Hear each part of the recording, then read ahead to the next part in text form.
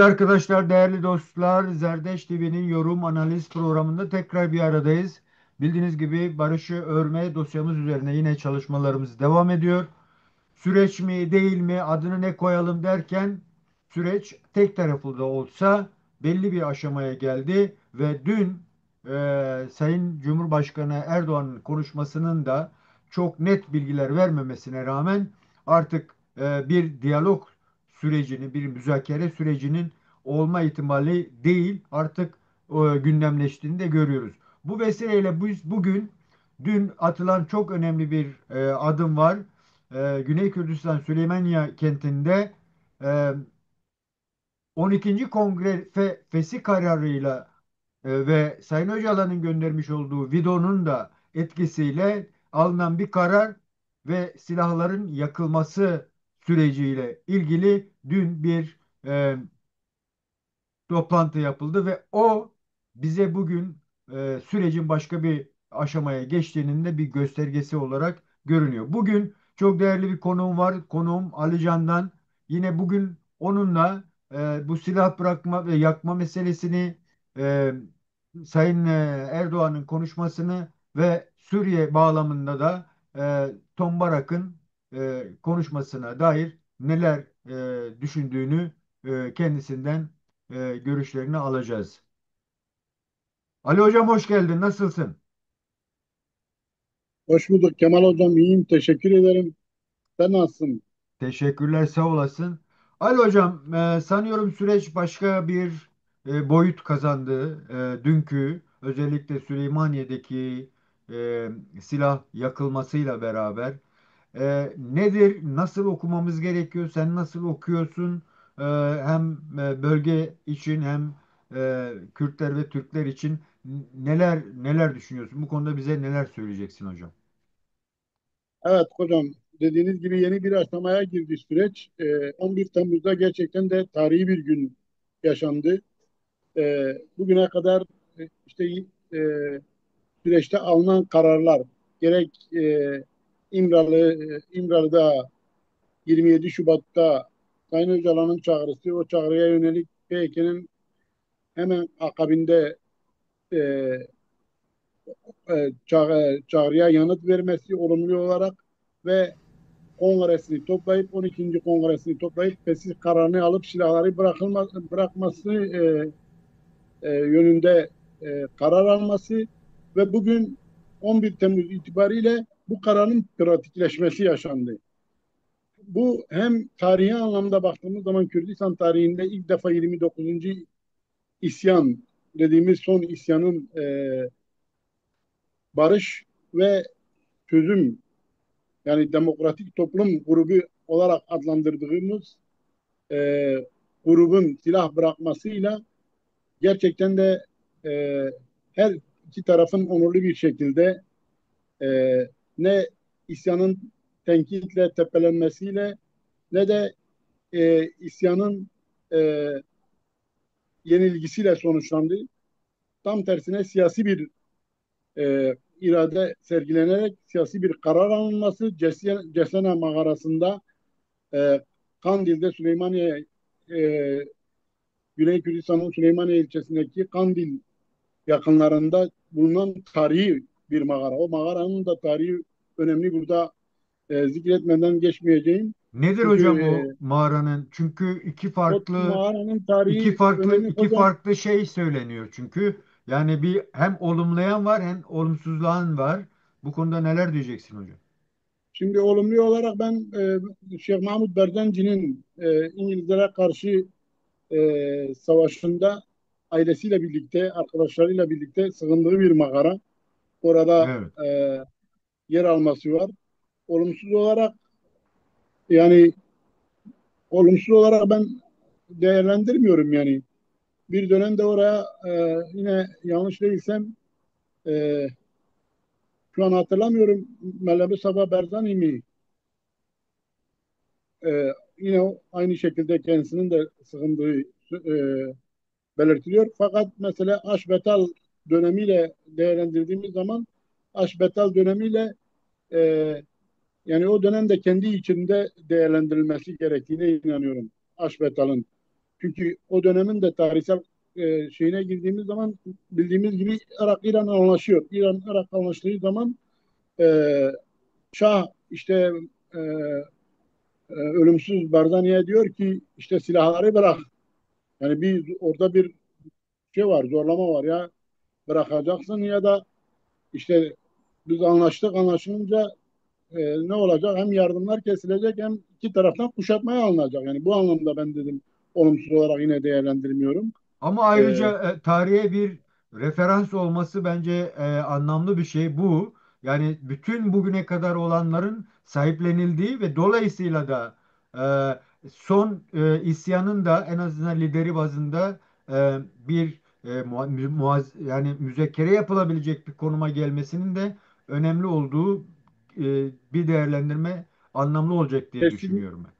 kesinlikle yani çok önemli. Yani bunu o yüzden belirtiyorum. İşte 11 Temmuz'da bütün dünyayla birlikte biz tarihe ana tanıklık ettik. Gerçekten hem Kürtler olarak bizler duygusal e, hepimizde duygu patlamaları yarattı. Aynı zamanda bu şekilde sonuçlanmasının yaratmış olduğu büyük bir sevinç de vardı yani. Gerçekten de bir gurur duyma vardı, bir sevinç vardı. Yani bunu belirtirken önümüzdeki süreçte yani bugün yapılan eleştirilerin ne kadar haksız olacağını ortaya çıkacak. Bundan zerre şüphem yok. Çünkü dünya tarihinde de sadece Türkiye, Kürdistan tarihi değil, dünya tarihinde de süreç tamamlandığı zaman dünya tarihine de büyük bir katkıda bulunmuş olacağız yani Zaten Kürtler her şey olarak tepe teklak ve oldu. Türkler Yani olarak. yani şey mesela çatışma çözümlerine bakıldığı zaman yıllar alan ve belki de bu dünkü olan olayın en son aşamada olması gereken bir olay. O da çok önemli bence. Yani bize ait bir çözüm modeli ortaya çıktı gibi bir şey. Aynen. Şimdi biz diyoruz ya dünya değişti, bölge değişti, değişen dünya ve bölge şartları, koşulları bunları laf olarak sanki söylüyoruz yani. Gerçekten bunların hükmünü, anlamını içerdiği anlamı tam anlayamıyoruz. Ben öyle görüyorum yani. Bir kısım kendine işte e, Kürdistan milliyetçisi diyen veyahut da diyelim ki Türk milliyetçisi de diyelim sözüm ona. Yani değişimin farkında değiller. Yani değişim derken sadece sözde kavram hani diyor ya kavramın gücü ve etkisi vardır yani. O kavramı gücünden etkisinden soyutlayarak kullanırsan tabii ki değişimin ne olduğunu anlayamazsın yani. Sakız gibi değişim Ali lafını ağızda hocam çiğneyip bu silah meselesini bir önce Kürtler açısından bir bize nasıl okunması gerektiğini ben veya zaten ona yönelik bu okunanları değişimi bize belirtiyorum hocam. buyurun Şimdi buyurun. ona yönelik belirtiyorum. Bakın şimdi özellikle artık silahın devri kapandı. Yani e, bu Barış ve Demokratik Toplum Grubu dediğimiz 30 kişilik başlarında Besiye Ozat'ın KCK eş başkanının e, bulunduğu grubun kendi açıklamalarında da çok net. Diyorlar ki artık hem demokratik toplum diyeceksin hem de silah e, elinde silah bulunduracaksın. Bu mümkün mü? Değil yani. Mümkün olamaz, Bu evet. birbirine de tezat yani fikir olarak da birbirine tezat. Düşünce olarak da Zaten pratik olarak da. silahlarımızı özgür irademizle imha ediyoruz deyimi çarpıcı bir şey tabii. Çok netiz diyor. Çok netiz. Bu çok önemli. Yani diyor ki biz çok netiz ve özgür irademizle bunu teslim ediyoruz. Yani kafamızda herhangi bir soru işareti yok. O yüzden dedim merkezde büyük bir sevinç yaratmasının nedeni bu. Yani şimdi özgür irade değil de diyelim ki bir dayatma sonucu teslim edilmiş olsa veyahut da Türkiye'de hani belki 47 yıllık savaşta 50 defa 100 defa pişmanlık yasaları çıktı değil mi? Evet. Ama hiçbiri sonuç vermedi yani. Hiçbiriyle bir adım ilerlenemedi. Bir arpa boyu yol alınamadı. Neden? Çünkü özgür iradeyle bir e, gelişme yoktu yani. Ama bugün nedir? Bugün çok net bir şekilde büyük bir özgüvenle ve özgür iradeyle silahlar yakılıyor yani. Çünkü artık silah mevcut felsefeye aykırı, düşünceye aykırı, demokratik toplum. Yani demokratik toplum ve barış grubu açıklamaları da gerçekten de her anlamda Bu e, konuşmalarda metinde veya sana göre öne çıkartılması gereken şeyler neler oldu Ali hocam? yani öne çıkartılması gereken diyor ki biz yani siyaset yapmak için sadece biz bunu bıraktık. Bunun bu şekilde yani kalması hiçbir anlam ifade etmez. Biz diyor ki Ankara'da, İstanbul'da, Diyarbakır'da siyaset yapmak ve öncü düzeyde siyaset yapmak istiyoruz yani. Artık bunun yolunun açılması gerekir. Türkiye'ye düşen görev bu. Bugün mesela işte Cumhurbaşkanı Erdoğan'ın yapmış olduğu açıklama da bu minvalde bence önemliydi. Niye önemliydi? Çünkü Cumhurbaşkanı Ona açıklamasında geleceğiz ne diyor? hocam. Ona geleceğiz. Önce bu silah meselesini, o Evet. tartışmayı üçüncü soruda ele alalım. Burada neleri öne çıkarmamız gerekiyor? Onu bir Şimdi hocam diyor ki toparlarsak mesela BSO'da açıklamasından diyor ki bu bir iyi niyet ifadesidir bu grup. nasıl nasıl okuyacağız bunu? Ali hocam biraz geriye çekilir misin? Evet, evet. İyi niyet ifadesi olarak diyor ki biz mesela karşılıksız kalmaması gerekiyor bu iyi niyet ifadesinin. Bu anlamda yani şimdi ortada bir gerçek var. Eğer bu atılan adıma karşılık e, adımlar birbirini takip ederse peyderpey artık gruplar silah bırakacak yani. Bırakılan silahlar da dediğimiz gibi dünya devrim tarihine de bir katkıda bulunmuş olacağız. Hem Türkler olarak hem Kürtler olarak. Bunu sadece Kürtler bazında da değerlendiremeyiz hocam. Bunu Evet. Türkiye bazında da, Türk halkı bazında da değerlendir. Çünkü nasıl ki İRA ile İngiltere'nin sorunu çözülmüşse veyahut da İspanya'la ETA veyahut da işte e, dünya devrimler tarihinde e, Mandela'nın Nelson Mandela ve apartheid rejimi Evet. örneği Hı vesaire hı. örnekler çoğaltılabilir. Birçok örnek var. Dünyadaki çatışmalı sorunların çözümüne en güzel bir örnek de bence değişen dünya şartları. Az önce belirttim. Bu şartlarda yeni dünyada yeni deneyimler. İşte al bakalım Kürt deneyimi işte. Kürdistan ve Türkiye çatışma sorununun çözüm deneyimi dünyaya da bu dediğim gibi bir örnek sunulmuş olacak ve bu anlamda da çok tarihi bir e, gelişme yaşanmış olacak. Bu tamamlandığı süreç tamamlanınca. Şimdi böyle baktığımız zaman e, bir de Behzat Ozat'ın açıklamasında belirttiği siyaset, bu bir siyasi adımdır yani. Biz siyaset için silah bırakıyoruz. Yani Ali hocam biz şeyi gelip nasıl okuyalım? Dikkat edersek bu süreç sanki düne kadar, hatta dün dahil olmak üzere, yine Kürtlerin tamamen kararlarıyla, söylemleriyle, talepleriyle ortaya koydukları ve sürdürdükleri bir süreç. Mesela silahın Süleymaniye'de yine başka bir Kürt grubun organizasyonuyla olmuş olması da, bunu nasıl düşünelim? Yani nasıl bir e, yorum getirirsin buna hocam? Şimdi hocam çok güzel bir soru sordunuz. Bu mesela buradan giden Kürt siyasetçiler, DEM Parti'den tutalım işte Leyla Zana, Ahmet Türk, DEM Parti yöneticileri, eş başkanları e, törene şahitlik etmişlerdi. Ve tören sonrasında dikkat edelim bugün mesela e, Sayın Leçirvan Berzani ile görüşme yaptılar bu heyet olarak. Bu çok çok olumlu ben görüyorum. Bu görüşmede Sayın Öcalan'ın Sayın Mesut Barzani'ye çağrısı var. Görüşme isteği. O isteğin de O ara da bir şekilde cevaplandırdı onların galiba. Gidebilirim demişti o da. evet.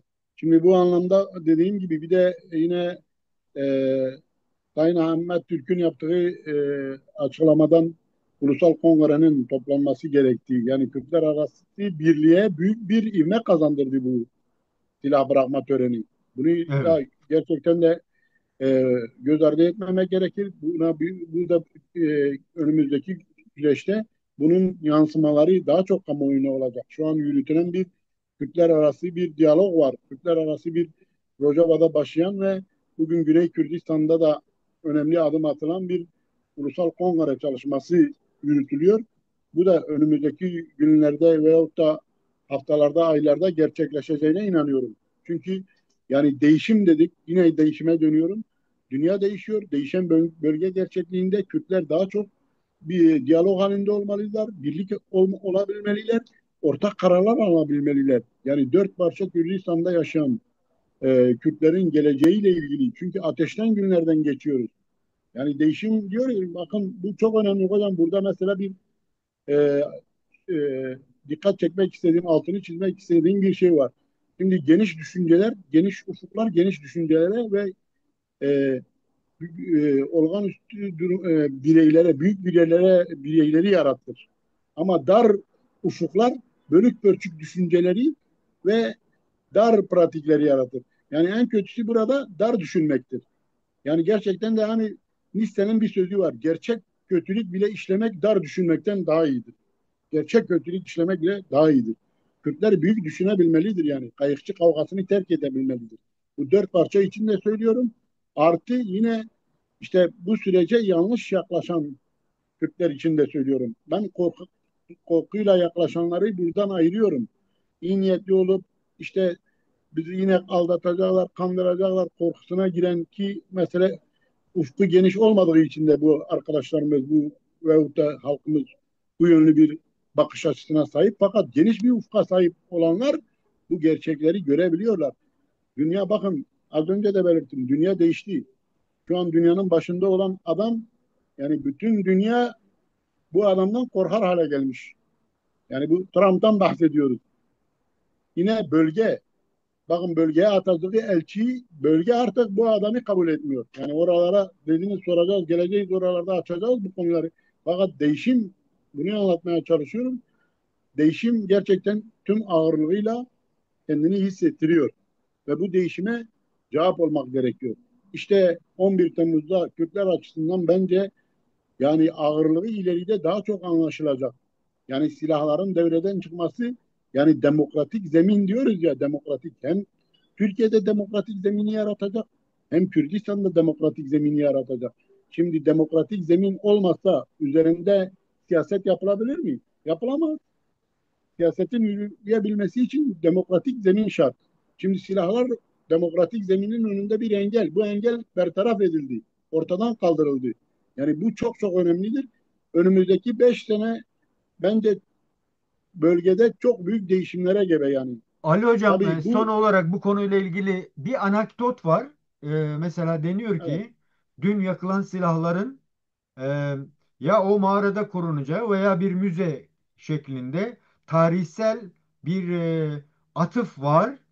Dolayısıyla sanki e, artık yani bu sürecin baltalanma bütün risklerine rağmen izin verilmeyeceğine dair de bir anekdot olarak algıladım. Bir bu, ikincisi gerçekten de bugüne kadar Kuzey Kürdistan Kürt siyasetine karşıtlık temelinde e, hareket eden insanların da demokratik kanalları kullanıp yeni bir siyasallaşma, yeni bir demokratik alan onlar için de açıldığını varsayabilir miyiz?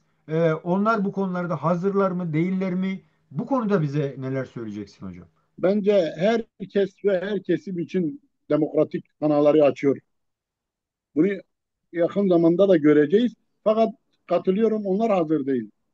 Yani gerçekten de zeminin kendilerine sunmuş olduğu imkanları kullanabilecek durumda bile değiller yani. Bu çok acı ama gerçek bir realite yani. O yüzden şimdi hocam e, dediğim gibi süreç her her kesime, tüm taraflara imkan ve olanaklar sunuyor. Yani sadece Kürt özgürlük hareketi taraftarlarına da değil, özgürlük hareketine karşı olanlara da dahil olmak üzere.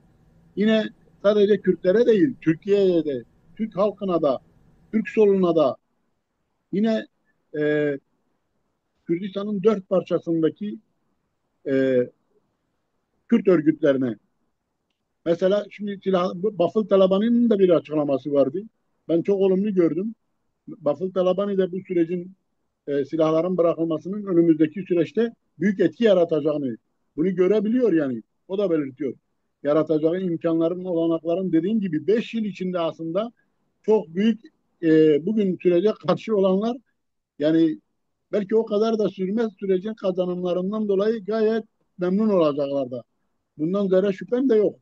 Bunu belirterek Erdoğan'ın yapmış olduğu açıklamaya Hayır, oraya gelmeden sorumuza Türkler izleme olanan oldu mu? Yani izleme olanan oldu mu? Dün mü veya okudun mu? Türklerin bakışını nasıl gördün veya ondan nasıl bir yansıma içinde? Biraz daha geri çekilirsen Ali Hocam. Çok kısa da izleyebildim hocam. Mesela NTV'de Doğu Perinçek vardı. Doğu Perinçek'in açıklamalarını dinledim.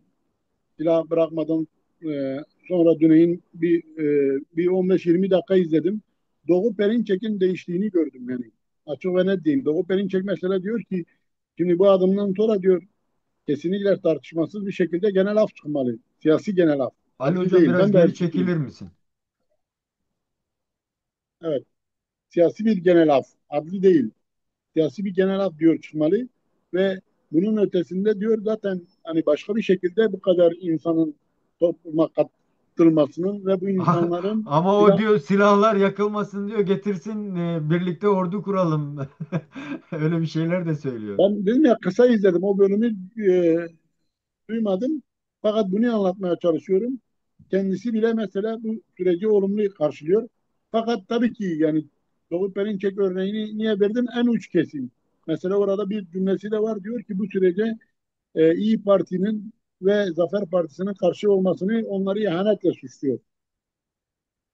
Ve diyor bu süreç devletin başlatmış olduğu bir süreçtir. Devlet Bahçeli'nin değil.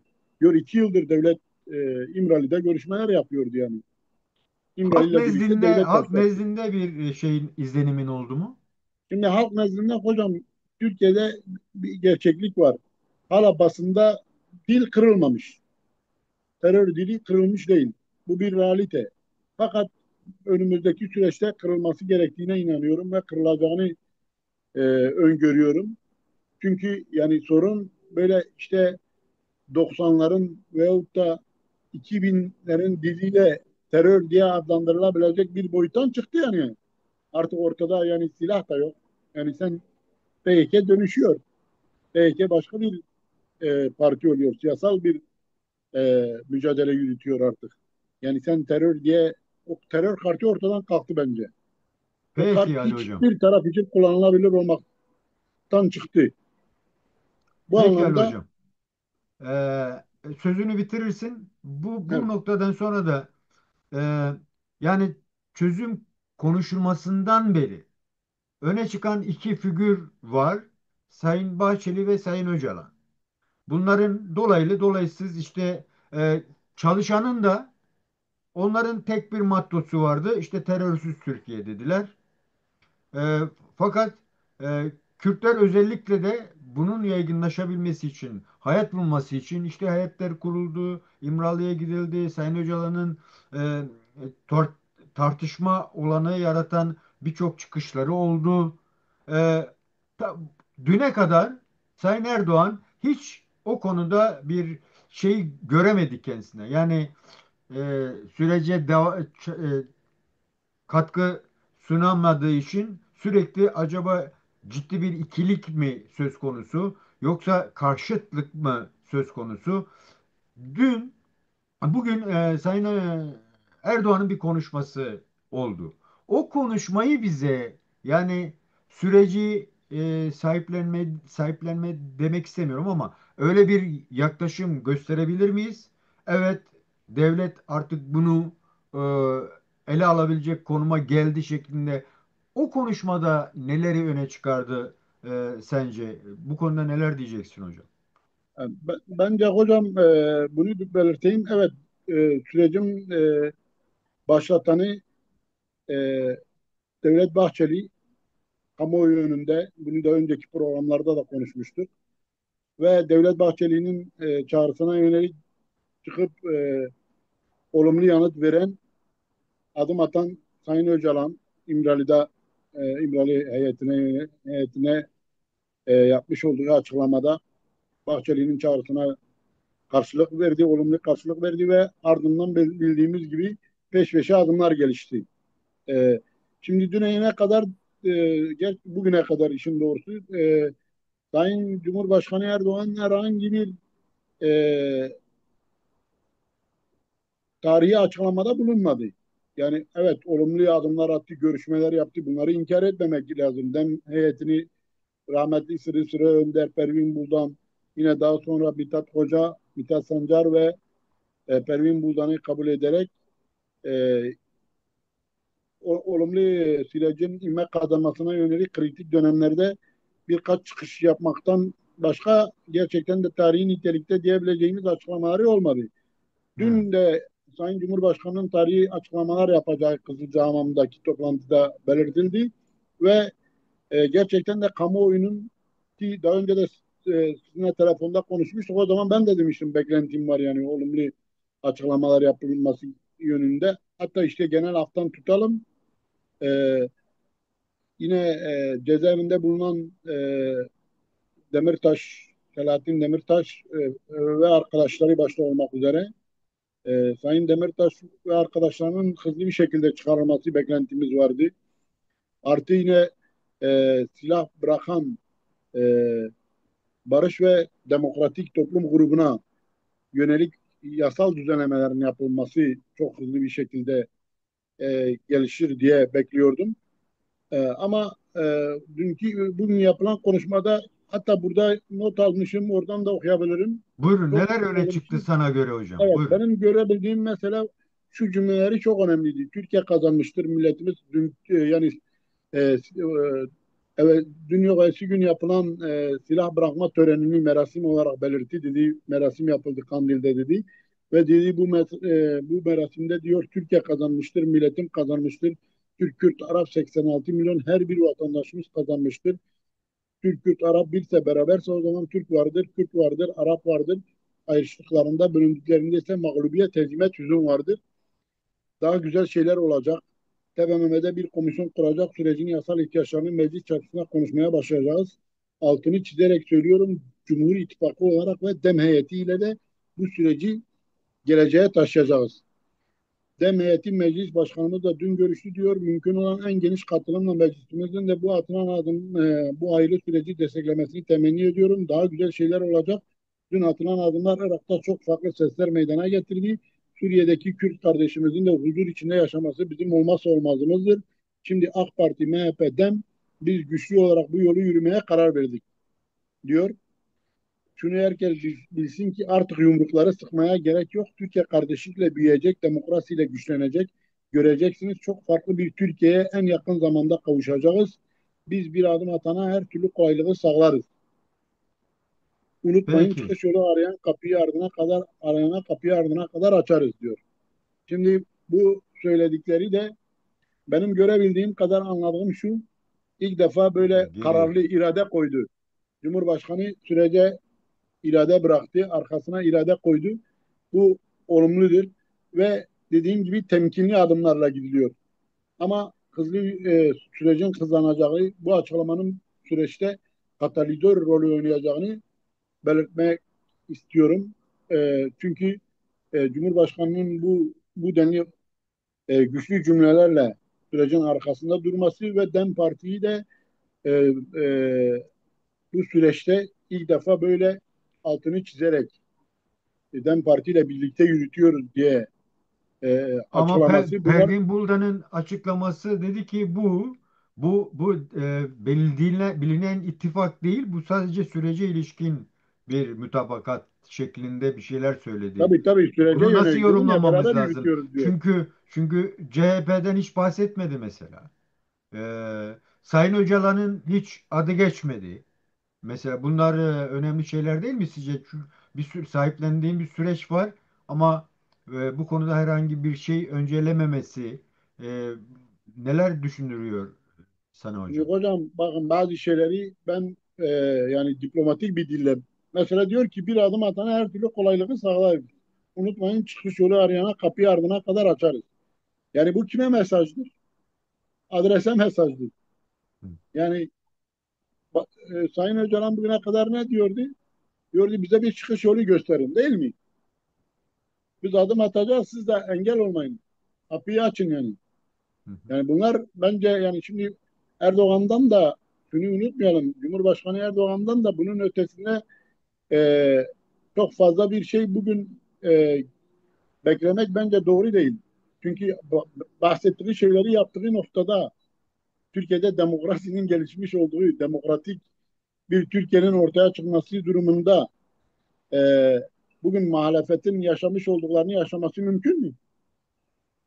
Mümkün değil. Bu Peki şey muhalefete düşüncesi de yapılanlar. var. Şey yorumları geliyor. Yani otoriter bir yapılanmaya ön açılmış izlenimi de verildiği söyleniyor Sayın Erdoğan'ın. Çünkü eğer onu yapmasa kendi iktidarının da elden gideceğine dair bir süreç algısı da olduğu söyleniyor Erdoğan'da. Bu konuda neler diyeceksin? Yani içe dönük neler söyledi? Çünkü Şimdi sadece hocam, Kürtler demedi, ısrarla Kürt, Türk ve Arap dedi. Yani bu söylem ve o dinsel temelli bir ortaklaşmayı mı getiriyor, yoksa bir Sayın Erdoğan gerçekten kendi daha önceki hani stratejik derinlik dediği, işte ne bileyim, İslam'ın öncülüğü konumuna kendini atabilecek, onu mu yakaladığı düşüncesi var, yoksa e, gerçekten bu konuda Türkiye'yi ikinci bir cumhuriyete hazırlama şey formülasyonu gördün mü sen konuşmada? şimdi hocam zaten Sayın Öcalan'ın İmralı heyetine söylediği çok net. Diyor ki biz bu süreci devletle yürütüyoruz. Bizim Cumhur İttifakı'yla veyahut da başka bir şeye payanda olma durumumuz yok, olamaz da. Değil mi? Çok net. Bu cümleler ortada.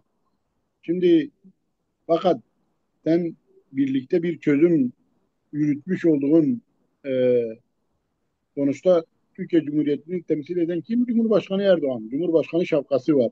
Aynı zamanda AK Parti Genel Başkanı şapkası var. Şimdi her partinin kendi fikirlerine, düşüncelerine göre bu süreçten faydalanmak istemesinden daha doğal ne olabilir? Hiçbir şey olamaz. En doğalıdır. O, tabii ki o da kendi düşüncelerine yönelik çekecek. O şekilde e, bir istikamet vermeye yönelecek. Bundan daha doğal bir şey olamaz. Çünkü o da kendi yapısına hitap ediyor. Kendi tabanına hitap ediyor. Nasıl ki CHP'nin mesela sürece destek vermesinin nedeni aynı şekilde kendi tabanının da talebi budur. Yani artık daha Cumhuriyet Halk Partisi tabanı kitlesi e, bir dönem nasıl ki Kürt sorunu askeri vesayet sisteminde e, bütün toplumu hizaya getirmek de bir sopa olarak kullanılıyorduysa bugün son 20 yıla yakındır da kendileri için bir hizaya getirme aracı olarak kullanıldığını görüyor. Yapı da görüyor bunu. O yüzden destekliyor. Diyor artık siyasi olarak çözülsün. Silah devreden çıksın. Onlar ne yapıyor? CHP de diyor biz de işin içinde olalım. Herkes bu şekilde ben de kitlemi diyor konsolide edeyim. Erdoğan da aynısını yapıyor. Kitlesini konsolide ediyor. İşte Arapları da katıyor. E, Kürtler, Türkler, Araplar vesaire İslami dediğiniz gibi motiflerle elbette ki bu normal. DEM Parti de kendi anlamında kendi kitlesini konsolide etmek için ne yapıyor? DEM Parti de sosyalist internasyonal sosyalist internasyonel üye olan bir parti olarak sol anlamda kendi kitlesini konsolide ediyor. Bu anlamda bakmak gerekir. Ben onun yani e, süreci tamamen oraya kanalize etmek için elinden geleni yapacağı şeklinde algılamıyorum. Çünkü bu bir devlet projesi. Bakın Ali burası Hocam, çok tam önemli bu tam hocam. bu noktada bir soru daha sormak istiyorum. Yani Sayın Erdoğan'la ilgili son bir soru olarak belki. Evet. Yani şu an görünürde de görüyoruz ki AK Parti merkezinde yapılan bir açıklama. Bunun AK Parti lideri olarak açıklaması ile Cumhurbaşkanı sıfatıyla açıklaması arasında bir farklılık anlamamız gerekiyor mu? Bu bir sıkıntı yaratır mı?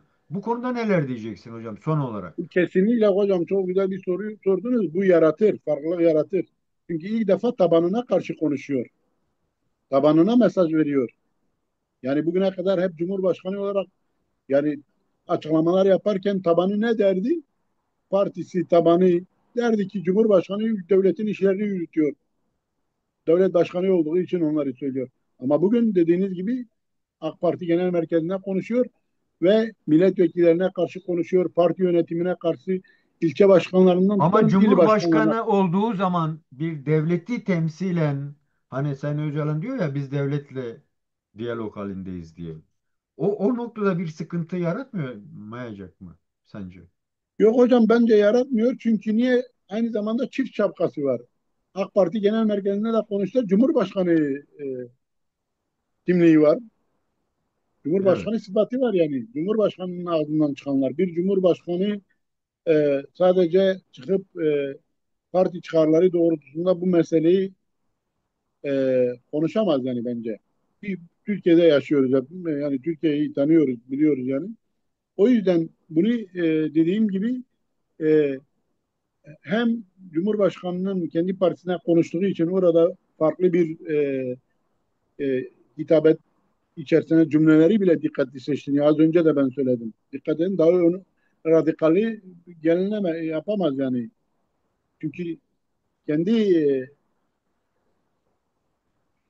partisini nasıl konsolide ediyor? İşte bildiğimiz gibi İslam, e, hatta Orta Doğu'nun lideri olarak, İslam ülkelerinin lideri olarak Sayın Cumhurbaşkanı kendi kitlesinde anılıyor. E, O yüzden dediğim gibi bunu bence bu şekilde yorumlamak gerektiğine inanıyorum. Cumhurbaşkanının açıklamasını ben olumlu buluyorum. Güzel şeyler olacak, gerçekten de olacak. Bu artık zaten yani dünyadaki ve bölgedeki değişim bunu zorluyor. Bu sadece Türkiye'nin de, evet, Türkiye, burayı da vurgulamamız gerekir. Cumhurbaşkanı onu da belirtiyor. Diyor biz devletin onurunu zedeleyecek bir taviz de vermeden, bir şey yapmadan, yani kendi içimizde bunu çözüyoruz da tamam, doğrudur ama bunu da unutmayalım. Yani dış güçlerin, dünyadaki yaşanan ve bölgede yaşanan gelişmelerin zorunlu bir dayatması var. Sorununu bir an önce çöz. Artık Evet Ali Hocam tam bu noktada evet bir Sayın Erdoğan'ın özellikle o öyle bir vurgusu da var. Bir işte Irak'taki Suriye'deki Kürt kardeşlerini de kucaklayan bir süreç olduğunu anlatmaya çalışıyor ki son işte bir ay veya 1,5 aya kadar Suriye'deki o saldırıları da en son Tişrin barajındaki saldırıları da düşündüğünde aslında iç içe geçen bir konu. Bu sadece Türkiye'nin iç meselesiyle ilgili değil. Orta Doğu ve belki değil öyle dünya egemen sisteminin de bir oyun sahası. Buradan hareketle hem Ankara Büyükelçisi, ABD Büyükelçisi hem de Suriye özel temsilcisi olan Tom Barak'ın bir konuşmaları var SDG'ye dair. Çünkü silah bırakıldığı zaman aynı zamanda da SDG ile HTŞ'nin görüşme trafiği vardı. Tom Barak'la konuşmalar vardı. Ve ondan sonra SDG üzerine ciddi bir böyle hükmedici olursa olur olmazsa olmaz gibi artık tercihinizi yapın. Siz işi yokuşa sürüyorsunuz gibi açıklamalar yapıldı. Ben Kürt'ten de çok tepki aldı. Mesela hem Suriye KDP'si hem de Yeneke açıklamalarda bulundular. Böyle düşündüğümüz zaman nereye bağlayacağız? Hem dünkü silah yakmayı, hem Sayın Hoca Erdoğan'ın konuşması, hem de Tom Barak'ın konuşmasını da düşündüğümüzde biz bunu nasıl yorumlamamız lazım hocam? şimdi hocam, Tom Barak'ın yapmış olduğu açıklamaları anlamak için bir, Tom Barak'ın kimin sesi olduğunu iyi bilmek gerekir. İkincisi, Tom Barak'ın geçmişini çok iyi bilmek gerekir. Bu Tom Barak kimdir? Şimdi Tom Barak sahibinin sesidir. Sahibi kimdir? Trump'tır. Yani tartışmasız bir şekilde Trump'ın çok yakın bir dostudur, arkadaşıdır ve Trump bugün e, tüm dünyadaki kurulu nizamı sarsmış ve artık daha önceki programlarda da belirtmiştik. Dünyayı 400 yıl, 500 yıl geriye götürmüş orta çağ düzeniyle hukuksuz bir şekilde, korsanvari bir şekilde istediği yeri alacak, istediği yeri güçle, metazori bir şekilde e, ele geçirmeyi e, dayatan bir yönetim sahibidir. ve güçtür. En büyük güçtür. Kapitalizmin bugün şahsında somutlaştığı en vahşi kapitalizmin, en gerici kapitalizmin ve en barbar kapitalizmin e, uygulayıcısıdır, başkanıdır Trump. Ben Evet. şahsen başkanlık döneminde kendisiyle ilgili yani derin etüt araştırmalar yaptım. Aile olarak da Meksika'da bunlar e, yani çok e, kavramsal olacak ama genel ev işleten bir aileden geliyor. Genel ev işleten bir babanın hatta dededen babaya babadan da oğluna geçen bir sistemden gelmiş biri ve bugün Bu ABD'de kirli işler yapan bir ailede geliyor. Ve Amerika'da bugün birinci dönemde ilk Orta Doğu'ya vermiş olduğu zararın e, en büyüğü de Kürtler nezdinde gerçekleşti. Terekani Giresipi e, ve bu onun da başkanlığına mal oldu. Başkanlık döneminde yargılanmasına kadar götürdü. Hatırlar, herkes hatırlar sanırım takip edenler. Kongre ayaklandı, Amerikan Kongresi ayaklandı. Cumhuriyetçilerinden tutalım, demokratlarına kadar Trump'a karşı birleşti ve Türkiye'ye kasa yaptırımlarının uygulanmasına kadar gitti olay. Bu dönemin başkanı Trump'tı. Bugün Trump yine Türkiye başta olmak üzere Orta Doğu'da aynı oyunlarını sergiliyor. Bundan zerre şüphem yok. Burada kimse yanılmamalıdır.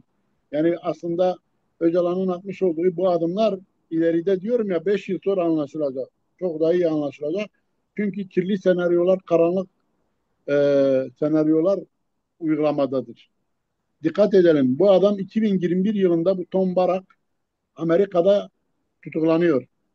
Gerekçesi 2016 ve 2018 yılında bu adam e, Birleşik Arap Emirlikleri'nde Amerikan vatandaşı aynı zamanda kirli işlere alet oluyor. Kirli işler gerçekleştiriyor orada. E, Rüşvetten tutalım birçok şeylerin içine gidiyor ve bunları yaparken de Amerikan vatandaşı olarak bunları yapıyor. Amerika'nın hem yasalarına hem Amerika'nın çıkarlarına büyük zararlar veriyor bu adam. Ama O şimdi zaman bize yansımasına bakıldığında bir Sayın Erdoğan mesela her konuşmasında tek millet, tek bayrak, tek e, diyordu. Bugün o dili o aynısı kullanıyor. Bir SDG'ye karşı. oraya geleceğim hocam Heh, ama onun bir tanıtımını anlatmaya buyurun, çalışıyorum. buyurun, Şimdi bu buyurun. adam 2016-18'de dediğin gibi yapmış o girdiği kirli ilişkilerde rüşvetten tutalım daha birçok yani e, hukuk dışı, yasa dışı işlerden dolayı tutuklanıyor. 250 milyon dolar kefaletle yakayı sıyırıyor. İşin içinden çıkıyor. Fakat yargılama hala devam ediyor. Bakın bir de artı bu adamın yargılamasının başka bir dosyası. O dosyada da Katar, Müslüman kardeşler ve Türkiye adına çalıştığı Hmm, bu adamın böyle bir yargılaması var. Açıp araştırabilirsiniz. O da hı hala hı, sürüyor. evet. Yani öyle bir yargılama da geçirmiş. Ve bugün e, Lübnan'ın Hristiyan Partisi'nin başkanı ismini hatırlamıyorum şimdi. Bu adamın Amerika'ya mektup yazıp gönderdi. Bu adamın bu bölgeden çekilmesini talep etti. Dedi ki bu adam bu bölgeyi karıştırmak için gelmiş. Bu Tom Barak Türkiye ve Suriye Büyükelçisi olarak atanmış. Trump'tan bu adamı çekin çünkü dedi ki bu adam buradaki etnik yapılar başta olmak üzere Orta Doğu halklarına büyük zararlar veriyor. Bak bu çok önemli. Çünkü niye bu adamın geçmişi de ortada. Geçmişte yediği halklar bugün mesela gelelim Kürtlere yönelik yaptığı açıklamalara. CNN Türk'te ben kulaklarımla duydum, gözlerimle gördüm. Kalkıp e, diyor ki bizim Kürtlere karşı herhangi bir borcumuz yok. Bunu bir zamanlar Trump da diyordu. Açıklamada da dedi. Tamam Kürtler iyidir, şeydir. Bizim Kürtlere karşı bir borcumuz yok. Çünkü kendileri için savaştılar. Evet, bu kadar şeyler oldu ama kendileri için. Bu da aynısını Trump'ın söylediği bellidir. Yani nereden bu e, besleniyor? Hangi kaynaklardan bu güç alarak Ali bu Hocam açıklamaları şurada yapıyor? şurada bir söylem var. Dikkatini çekerim. Osmanlı İmparatorluğu neydi kavramından hareketle. Hani demin anlatmaya çalıştım da Sayın Erdoğan'ın da sürekli vurguladığı bir yani maksimalist bir düşünce var. Türkiye'yi büyüterek sorunu çözmek. Bu da Osmanlı şeyini deyip tabirini kullanıyor. Dolayısıyla yani SDG'nin bir devlet içinde yeni bir devletmiş gibi bir kavram kullanamayacağını, tek yolun Şam olduğunu ısrarını yapıyor.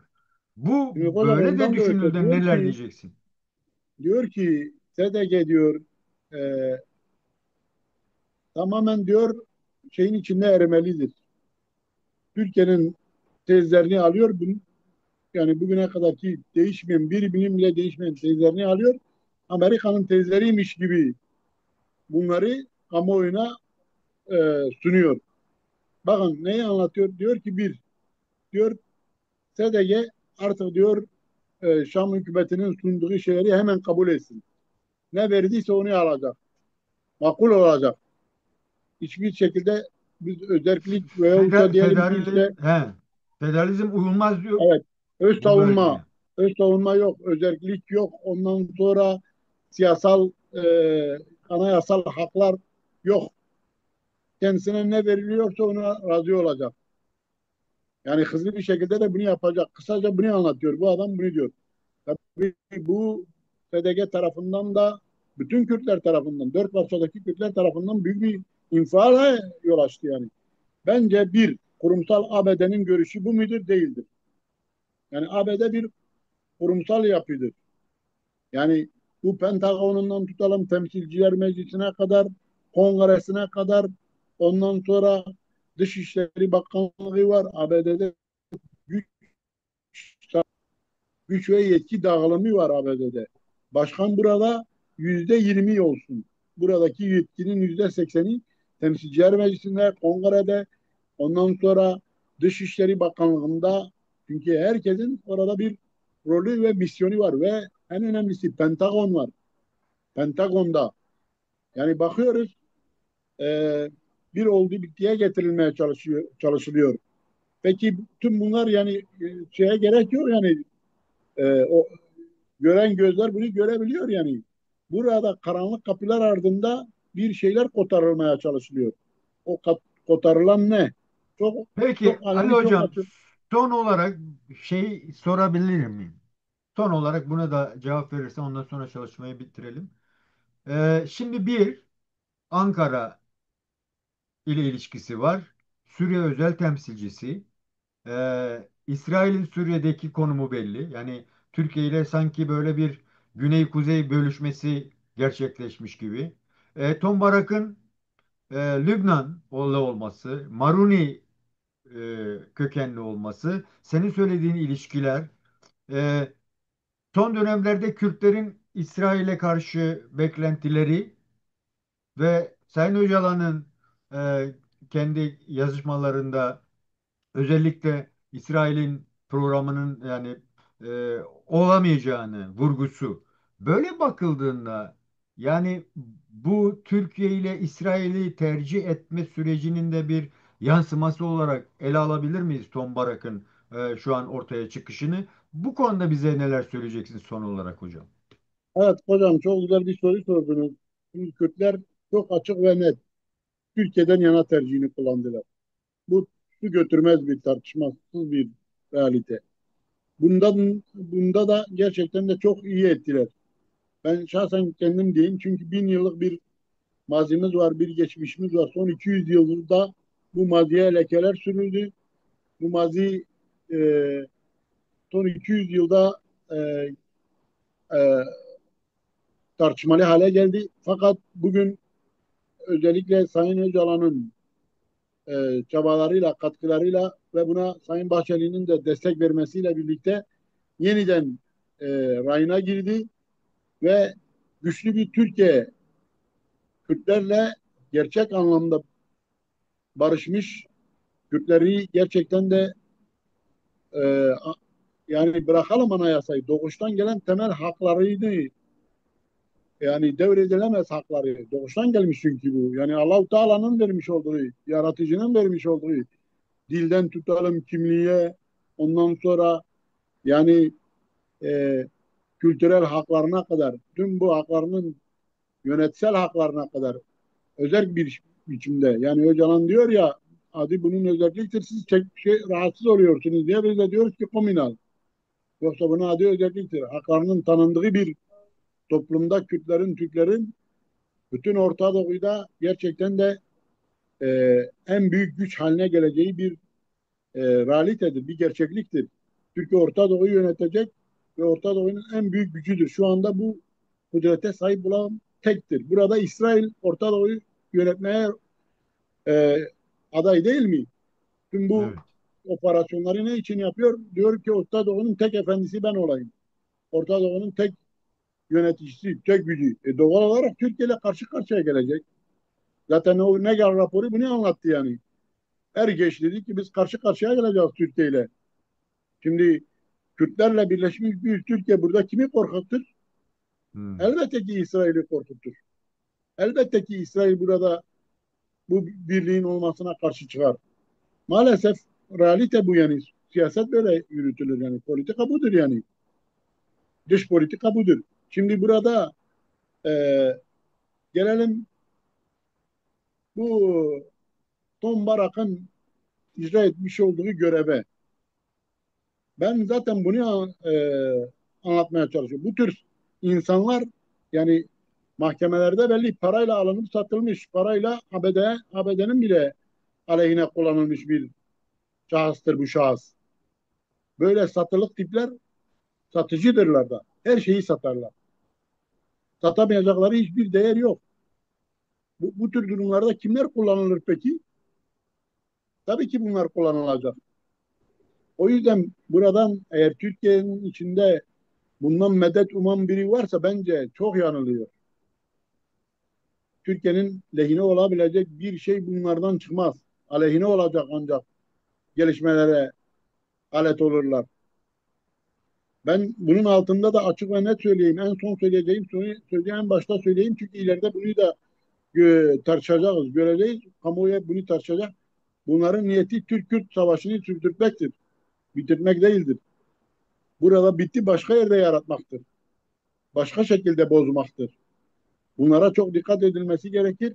Bence bu adam bugün Türkiye'nin vazgeçmiş olmasa dahi seslendirmediği tezlerin deyim yerindeyse Türkiye'nin şeyini kaşıyarak, yarasını kaşıyarak söylüyor. Dikkat edelim ne diyor? İmralı ile ilgili de diyor.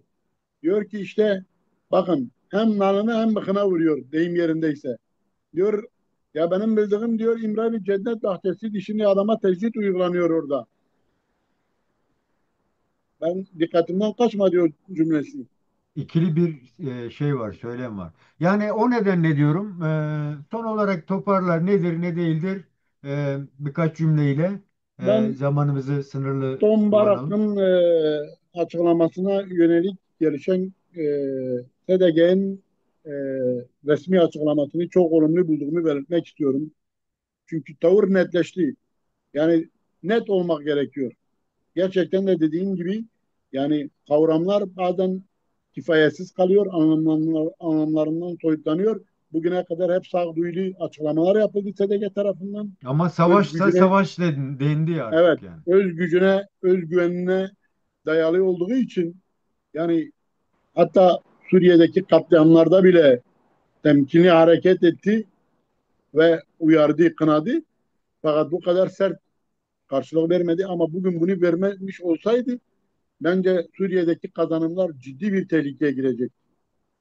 Ama neydi açıklama? Üç başlıkta topladı. Birincisi dedi ki bizim öz yönetimimiz, öz savunmamız tartışılmazdır. Kabul edilecek yani. İki, dedi ki bizim haklarımız anayasal güvence altına alınacak. Bu ikisi, üçüncüsü dedi ki artık katliamlar örtbas edilemez. Yani sinema katliamını yaşadı değil mi Evet. Rojava? Çocuklarımızı sinemaya doldurdular, sinemada yandırdılar. Dünya bile bunu duymadı. Alevi katliamı da bugün örtbas edildi. Evet. Belki on binlerce Alevi öldürüldü ama neydi? Ya bin rakamına yakınmış. İşte ortada üç beş video gösterildi, Ya başka bir şey iki yok. kişi iki kişi olsun yani sonuçta sen Evet, onu bir karşıtlık yakalanan o da ya. sözde yani iki kişi o binlerce insanı bu ikisi mi öldürdü? Bir daha hiçbir şey de yok yani. İşte bence bakın bu çok çok önemli. Bugün o özgüç yeri geldiği zaman işte şöyle çıkıp eğer bunlar yapılmazsa savaşa merhaba. Bu bir tehdit değil. Evet. Kesinlikle de değil yani. Tehdit değil. Suriye için geçerli. Türkiye için de demiyor bunu. Suriye için diyor. Çünkü eğer dediğimiz gibi şu an demokratik çözüm barış ve demokratik toplum projesi başarıya ulaşırsa hem Kürtler hem Türkler dünya deneyimine katkıda bulunmuş olacak. Bu tabii ki Suriye'yi de etkileyecek pozitif anlamda. Bu gelecekte kurtarılacak Roşelat'ı da etkileyecek. Bunlar dururken Türkiye'de bir kesimin kalkıp da bu tür şeylere tevessül etmesi, kulak kabartması ve bu tür yollara başvurması bence sadece Kürtlere yönelik değil, Türkiye'ye de çok büyük bir zarardır. Türkiye'nin altına dinamit koymaktır yani. Türkiye barışının altına. Bu Peki. konuda benim söyleyebileceğim budur. Peki Ali Hocam. Çok teşekkür ediyorum. Değerli arkadaşlar, değerli dostlar. Bugünkü çalışmamızın da sonuna gelmiş bulunuyoruz. Yine çok değerli konuğum Ali Candan'la ve dünkü silah yakma olayı, Sayın Erdoğan'ın konuşması ve yine Suriye bağlantılı çünkü her şey gelişiyor. Orada Suriye özel temsilcisi Tom Barak'ın SDG ile ilgili konuşmasını tartışmaya çalıştık. Önümüzdeki süreçte bunun çok daha yoğun bir şekilde tartışılabilme durumu da söz konusu. Yeni bir çalışmada tekrar görüşmek üzere. Kendinize iyi bakın. Ali Hocam çok sağ olasın. Zaman ayırdın bize. Teşekkürler, sağ olasın. Ben teşekkür ederim hocam. Sağ olun.